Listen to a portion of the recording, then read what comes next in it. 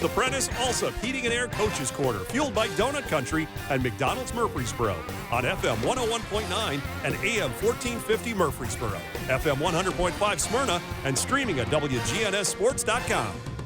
And this portion of the Coaches Show brought to you by the law offices of John Day. They've helped thousands of people get the legal help they need when they've needed it the most. If you've been injured, call the law offices of John Day.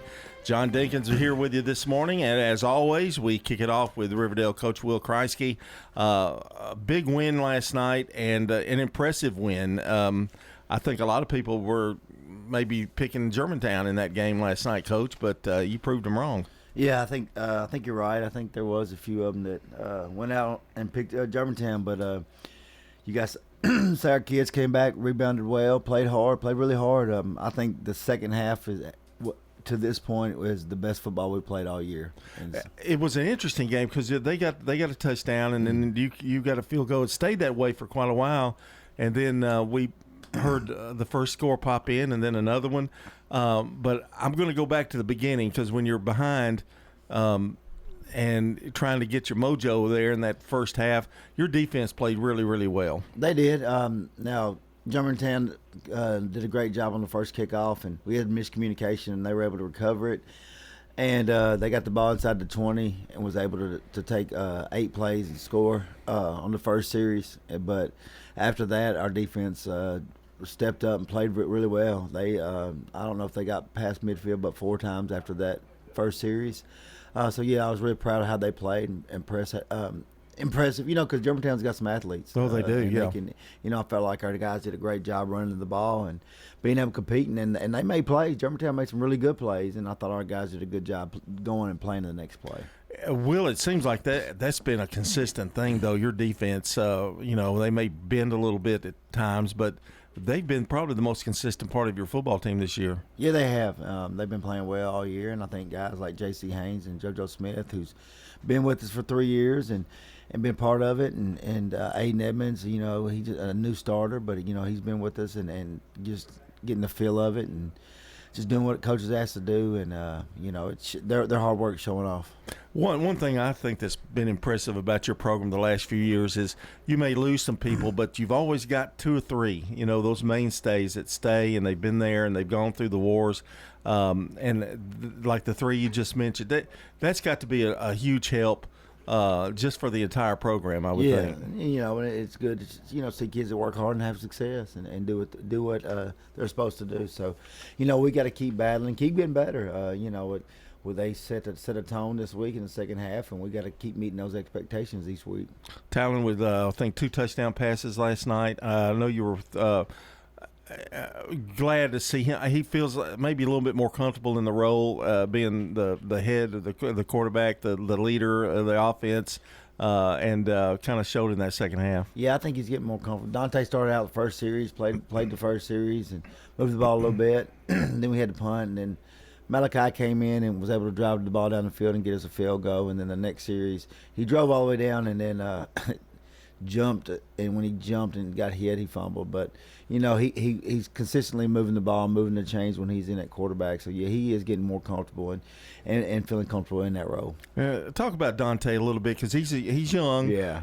But he's to me, from what I could see, he's a totally different type player than Malachi. He's more of the speedster, the runner, and he's looked good at times too. Yeah. Dante has a high ceiling. He's just young and he's getting better every week. It's been an adjustment, and being a 15-year-old sophomore, it's going to take time, and we all have to have patience with him. And again, as long as he keeps growing each week, he's going to be really special one day. And it's good that you've been able to give him snaps, give him a little bit each game, and that kind of thing. It kind of warrants us, whatever the situation warrants, I guess, with the way you use them, isn't it? Yeah, and they both handle it real well, and that's been good to see. The DJ Taylor, another good night for him. He's kind of your go-to guy, and he's not disappointed. No, he ran the ball really hard. 2 of the kickoffs they kicked to him, he got it to midfield. So, anytime the ball's in his hands, he's special. He makes plays, and he runs really hard. He doesn't go down on the first contact, and he's able to get to it, pound 2 or 3 more yards. Germantown, you just a tough loss the week before. and you've got to prepare for Germantown. What'd you tell your guys? Because I mean, that's not an easy, by any stretch of the imagination, an easy opponent to follow after a loss. No, and that's what we told them. We told them, hey guys, we scheduled these first four games to get us ready because after this week, that's when region play, and I said, guys, the only way we know if we'll do any good in the region is how we compete with these guys. Those top four teams, the first four teams we played are, top teams in the mid-state and do really well. And that's been a good measurement, a good test for us to get us ready on this run that we're having to go in the region. We're talking to Will Kriesky, the head coach of the Riverdale Warriors. We talk about region now. We've got, I'll tell you, when you talk about them, of course, you've got Oakland that we always mention. Blackman's much improved. Rockvale's very dangerous. I can't think of any team that's not really. I know Siegel's been hit with some injuries, but every game is important, and you can't take any of them lightly. No, they're all important.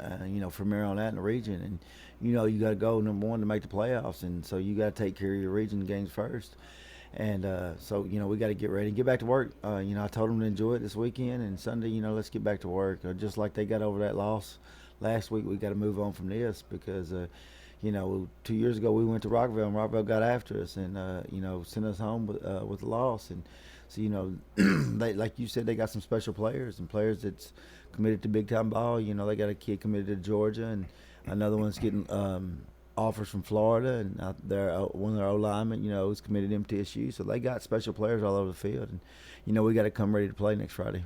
And there's also that inner thing that going on. It's kind of a rivalry. It was a made-for rivalry. It really just started out that way because of the close proximity. So that adds a little bit to the pot as well. Yeah, it is. It's a big rivalry. I mean, 6-7 miles from each other, and kids. A lot of the kids go to middle school, grow up together, elementary school together, and then they get split up at high school. So yeah, it makes it for a big rivalry.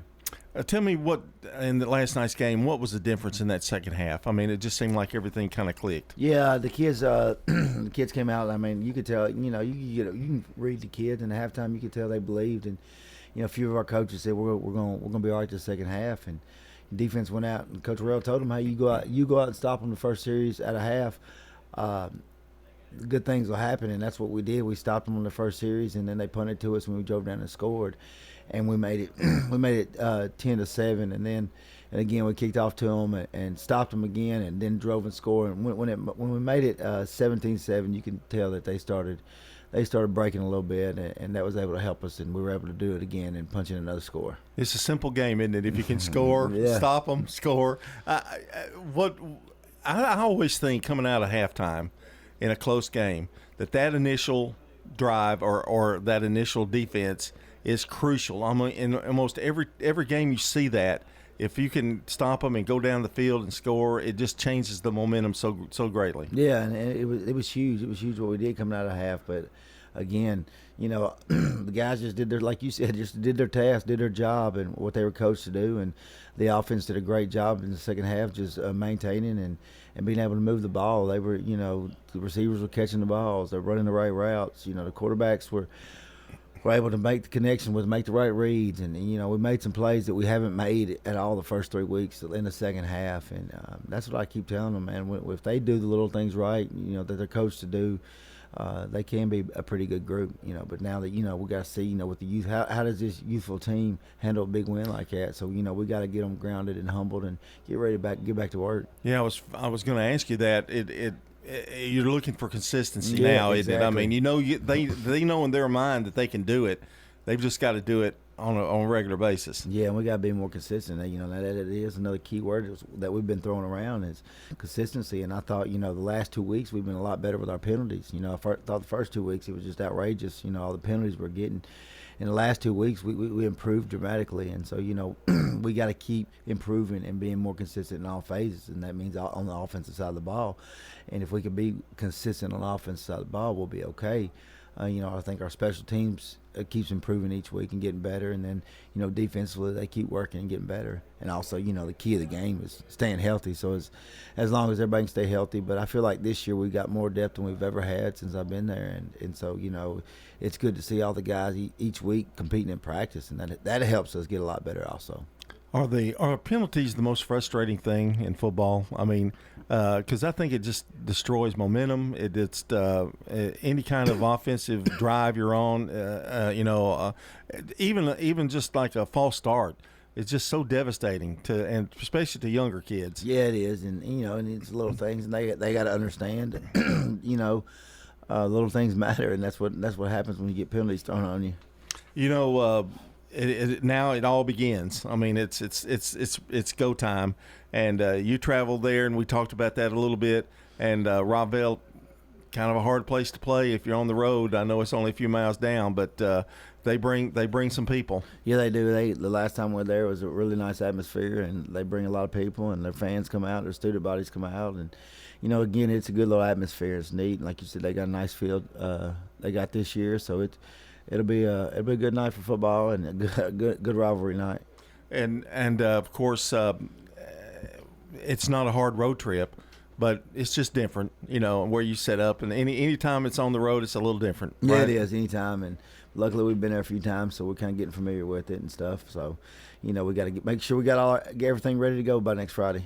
Now, big win last week. This week now is to get them back to, focus and know that game's already done. Exactly. At that point, this game really this week didn't mean anything, and now it's region play, and that's where, again, that's how you establish your playoffs.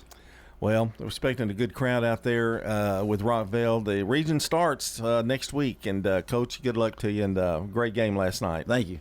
That's Coach Will Kriesky, the head coach of the Riverdale Warriors. When we return, we're going to be talking some Smyrna football, but we want to tell you this portion of the show brought to you by Middle Tennessee Electric, serving our community by providing affordable, reliable, and safe electricity. Online at mte.com. Rely on the experienced professionals at Prentice Allsup Heating and Air. Whether it's the blazing heat of summer or the bitter cold of winter, let the Rheem Pro professionals at Prentice Allsup Heating and Air Conditioning on West College Street keep your home or business comfortable year-round. We service all major brands and in most cases offer same-day service. Call us today at 615-890-1311. Prentice Allsup Heating and Air, your Rheem Pro partner heating and cooling contractor on West College Street, just under the Thompson Lane overpass.